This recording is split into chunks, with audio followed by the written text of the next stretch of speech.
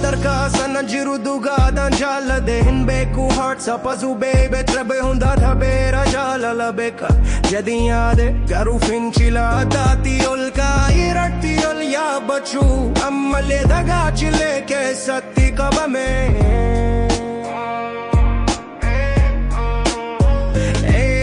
Sakabatera garu tokkollee bakka sana hin rukunne yaadota kanaan chilling akka damma largade Garee hojjetu ta'a wajjin fannifamuu garuu lubbuun koo kophaa ta'e natti dhaga'ama moortitti barbaada mana keenya gochuuf qofaa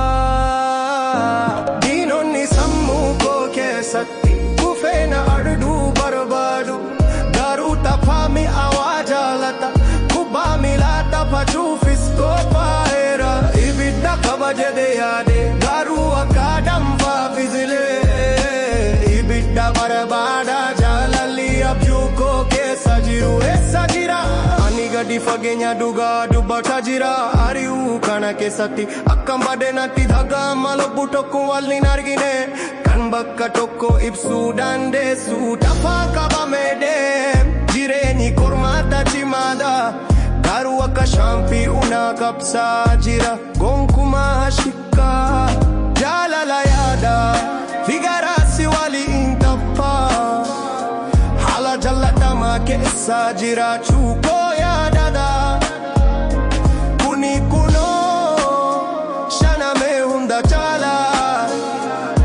hedduu jaalada bara keessa seena jajabeessa diinonni sammuu koo keessatti kufee na arguu barbaadu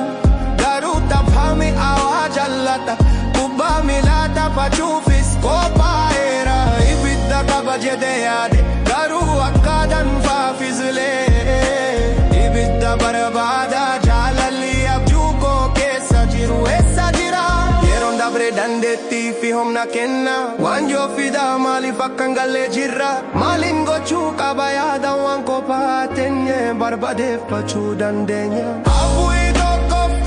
jireenya keessa qabbana fida dhabata'ee jira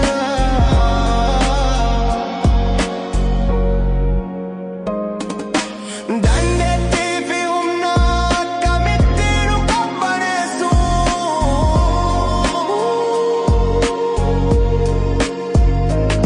ka'umsa hedduu qaba jaalalli dhugaa natti dhaga'ama